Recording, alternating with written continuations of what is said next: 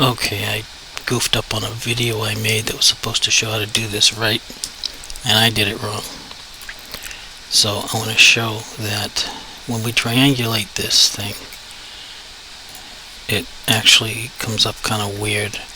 This is called a pole here because it has more than the allotted edges we want. 4 or 5 is what we're shooting for.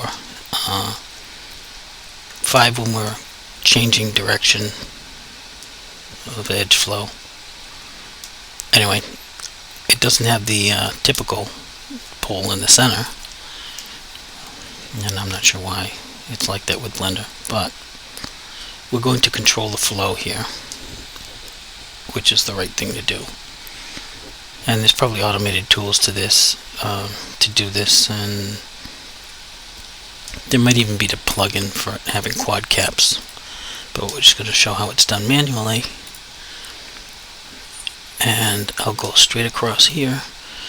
You need to have an even number. We'll go straight across and vertex connect vertex path, and then I'll do one crisscross here.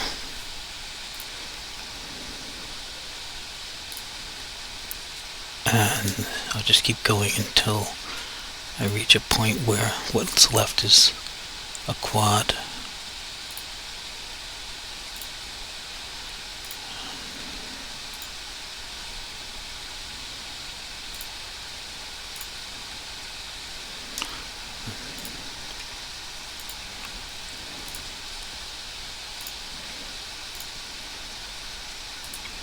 I'll have to go in the other direction as well.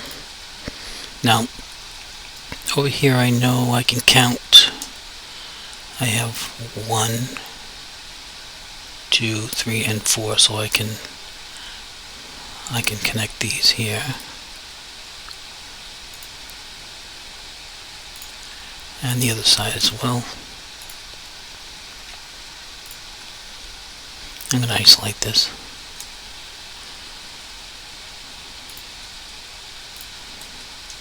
Alright, so I have 1, 2, 3, 4, 5 there, so I need one more here.